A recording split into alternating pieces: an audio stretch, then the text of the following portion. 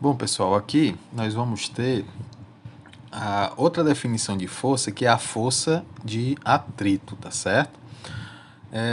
Aqui, ó, vamos ter só um pequeno resumo de tudo que a gente tem que ver aqui, mais ou menos, tá certo? Primeiro, aqui a força de atrito, ela é uma força que ela vai ser contrária à velocidade ou movimento que o corpo está sendo aplicado, tá certo? Outra coisa, qualquer superfície ele vai ter um atrito, por quê? Porque vai existir uma certa ranhura microscópica entre o objeto que está sendo em movimento e o plano, tá certo? Então não existe uma superfície perfeitamente lisa, isso não vai existir, tá certo?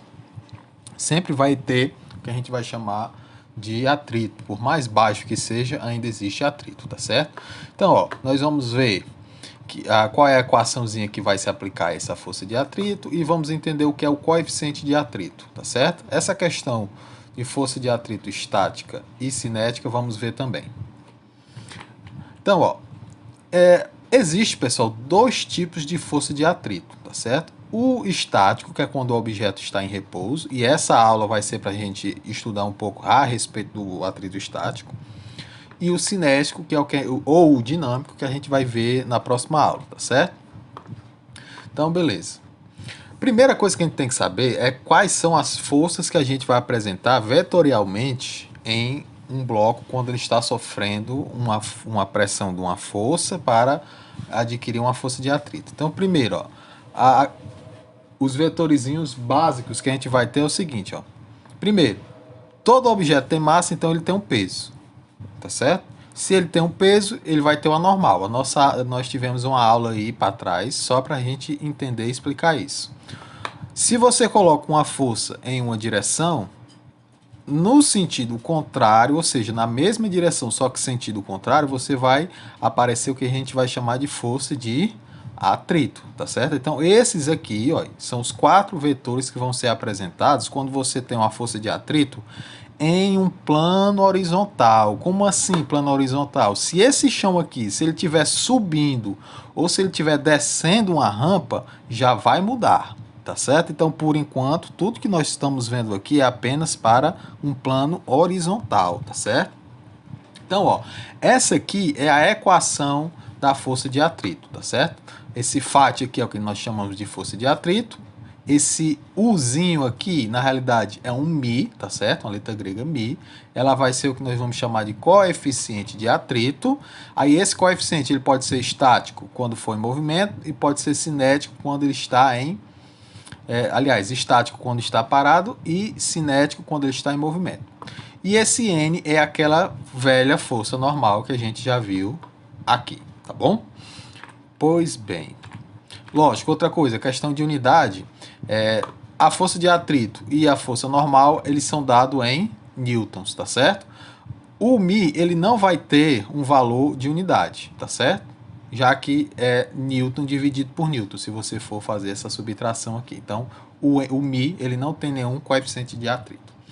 Pois bem, vamos aqui na prática, pessoal, tentar entender como é que funciona essa questão da força de atrito. Ó. Por exemplo, isso aqui é uma simulação, tá certo? É um programazinho que tem na internet online. Depois eu vou deixar o link aí. Quem quiser, inclusive as atividades que eu vou deixar, quem quiser aplicar, usar esse dinâmicazinho aqui, você vai conseguir chegar à resposta, certo? Eu quero que vocês façam os cálculos também, mas você vai conseguir chegar à resposta, por exemplo, do que eu estou perguntando, usando só essa simulação aqui que está online. Não sei se funciona em celular, tá certo? Que eu estou usando aqui o computador.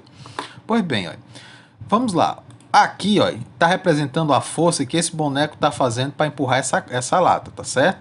Então, ó, se eu colocar 50 newtons, 100 newtons, o boneco ele não empurra a caixa, tá bom? Se eu passar para 150 newtons, continua a mesma coisa. Ó. A força aplicada para cá é a mesma da força aplicada para lá. O que é isso aqui, pessoal? É aquela velha situação de ação e reação da terceira lei de Newton, tá certo?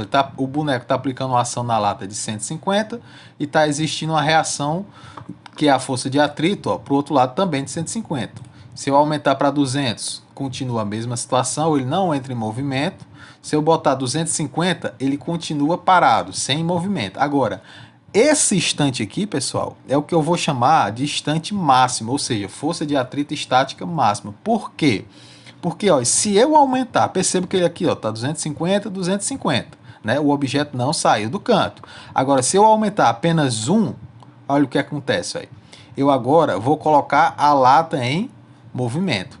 E perceba outra coisa. Esse valor daqui, ó, diminuiu. Isso aqui é o que vai ser agora a força de atrito cinética, tá certo? Mas isso aqui a gente vai entender melhor na próxima aula, tá certo? O que eu queria deixar bem claro para vocês era justamente isso aqui, ó. Era justamente isto aqui. Que quando nós estávamos, ó, aplicando forças, né, ó, abaixo de 250, ó, nesse caso 131, 141, né, ele não está em movimento. Detalhe, ó, aqui embaixo está aparecendo a massa da lata, tá bom? Aqui, ó, o que acontece? É aquela situação máxima que eu falei para vocês, ó, a força de atrito estática máxima, ela é igual à força que o objeto está aplicando aqui. Passou desse 250, ele vai entrar em movimento. Então isso aqui já vai ser, ó, um atrito cinético, tá certo? Então, ó, o que nos interessa hoje aqui é a gente analisar essa situação aqui. A eminência do objeto sair do repouso, tá bom? Que isso aqui é o que nós vamos chamar de força de atrito estática máxima. Eu só consigo calcular a força de atrito estática máxima quando eu tenho esse valor exato aqui de atrito estático máximo. Ah, quer dizer que eu não poderia calcular a força o coeficiente de atrito usando esses valores aqui? Não, não dá certo. Só dá certo quando você usa esse aqui, que é o máximo. Ah, e esse aqui? Isso aqui é o cinético, já não é estático, tá bom? Então, ó, nesse caso, o que é que eu vou fazer? Primeiro, a massa do objeto está aqui, ó, é 100 kg, tá bom? Agora, como é que eu calculo o peso desse objeto? Ó, a velha equação também que a gente já viu umas 3 aulas atrás, ó. Gravidade é 10 metros por segundo ao quadrado. Então, ó, peso é a massa vezes a gravidade. Então, 100 vezes 10, está aqui o peso do objeto é 1000. Aí, ó, e volta para aquela última aula. O que é a força normal? É aquela força que é a reação contrária a um plano de apoio, né? Perpendicular ao plano de apoio, ou seja, se para baixo aqui, na horizontal, no plano horizontal que ele está apoiado, né? Se na vertical para baixo é 1000, na vertical para cima também vai ser 1000, tá certo? Peso e normal, beleza. Agora, se para cá a força aplicada é de 250 e ele está na eminência de movimento, a reação, né, contrário é também 250. Ele chama de fricção aqui, mas é a nossa força de atrito, tá bom? Então, ó, ou seja, a força de atrito é 250. Então, o que é que a gente faz para calcular o coeficiente de atrito? Força de atrito é μ vezes A normal. Força de atrito é 250, o μ nós vamos procurar e a normal é 1000. Faz uma regra de 3, ó, passa o 1000 para lá dividindo, né? 250 dividido por 1000, o resultado é 0,25. Então, ó, o coeficiente de atrito, pessoal, lembrando, ele sempre vai ser valores menor do que 1, tá certo? E o coeficiente de atrito estático, a gente vai ver, ele sempre vai ser maior do que o coeficiente de atrito cinético, tá bom?